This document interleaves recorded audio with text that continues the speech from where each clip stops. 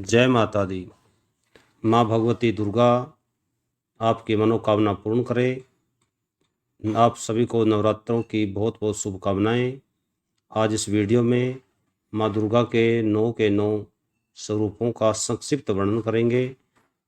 माता के किस स्वरूप को क्या भोग लगाना चाहिए और उनसे हमें क्या क्या आशीर्वाद प्राप्त होता है, इन बातों पर चर्चा करेंगे। सबसे पहले हम प्रणाम करते हैं माँ शैलपुत्री को। नवरात्रि के पहले दिन माँ दुर्गा का जो प्रथम स्वरूप है वो माँ शैलपुत्री है और उन्हीं की पूजा की जाती है। पर्वतराज हिमालय की पुत्री शैलपुत्री को घी का भोग लगाना चाहिए।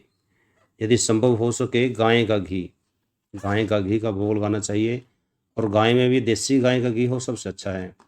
ऐसा करने से सभी व्याधियाँ और रोग दूर हो जाते हैं और माता से आरोग्य का आशीर्वाद प्राप्त होता है। इससे शरीर निरोगी रहता है। बोलिए दुर्गे माता की जय।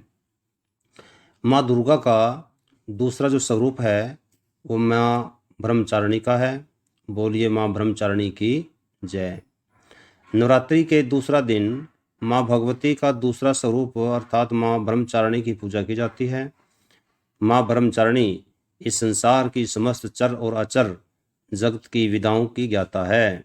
जितने भी विधाएं हैं चाहे चर हो या अचर हो उन सभी ज्ञाता है माता। इस दिन माता को शक्कर का भोग लगाना चाहिए और शक्कर का भोग माता को बहुत पसंद है।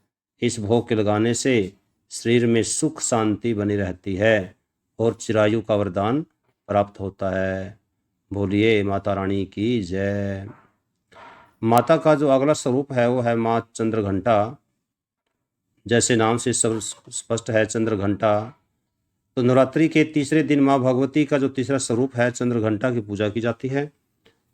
उनके मस्तक पर घंटे का आकार का अर्धचंद्र है। घंटे के आकार का अर्धचंद्र। इस दिन माता को दूध का या दूध से बनी हुई वस्तुओं का भोग लगाना चाहिए।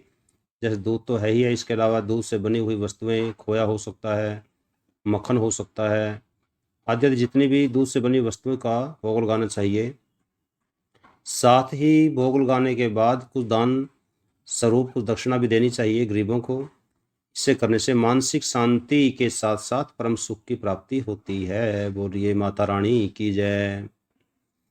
माँ भगवती का अगला जो स्वरूप है कुष्मांडा देवी है। नवरात्रों के चौथे दिन माँ दुर्गा के चतुर्थ स्वरूप माँ कुष्मांडा देवी की पूजा की जाती है।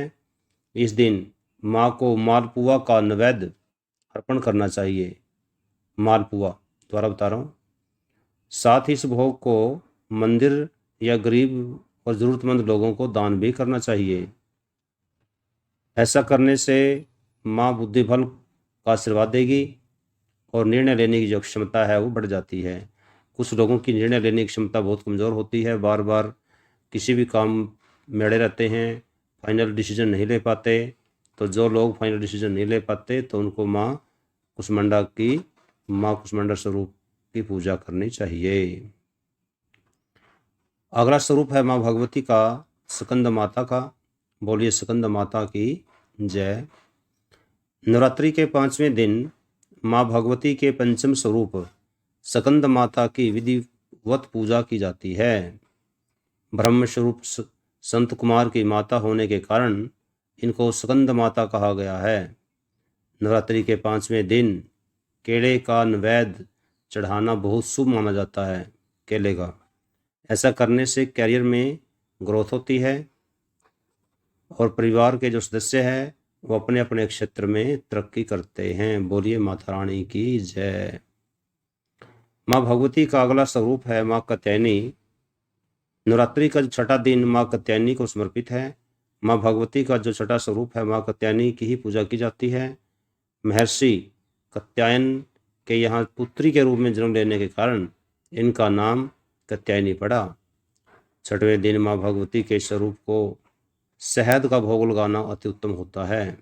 माँ भगवती के इस स्वरूप को शहद अति प्रिय है। तो ऐसा करने से सौंदर्य की प्राप्ति होती है और माँ भगवती प्रसन्न होती है। बोलिए माता रानी की जय। माँ भगवती का जो अगला स्वरूप है माँ कालरात्रि है। बोलिए कालरात्रि माता की जय। नवरात्रि का 7वें दिन माँ दुर्गा के सप्तम स्वरूप माँ कालरात्रि की पूजा की जाती है। माँ कालरात्रि वर्ण और देश में अर्धनारीश्वर शिव की तांडव मुद्रा में नजर आती है। आपने तस्वीर में देखा भी होगा। इस दिन माता को गुड़ का नैवेद्य चढ़ाना चाहिए। गुड़ का नैवेद्य चढ़ाएं और प्रसाद भी बांटें।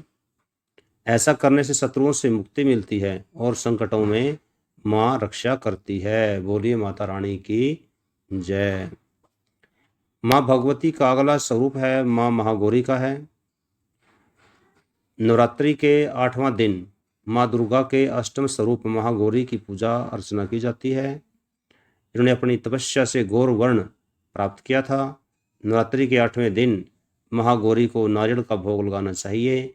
साथ ही नारियल का दान करना भी शुभ फलदायी माना जाता है। ऐसा करने से माँ मनुष्य की सभी इच्छाओं की पूर्ति करती है। बोलिए माता रानी की जय। अगला स्वरूप है माँ सिद्धिदात्री का। माँ भगवती का अंतिम स्वरूप अर्थात 9वां स्वरूप माँ सिद्धिदात्री का है और 9वें नवरात्रि को सिद्धिदात्री की विधिवत पूजा करना चाहिए।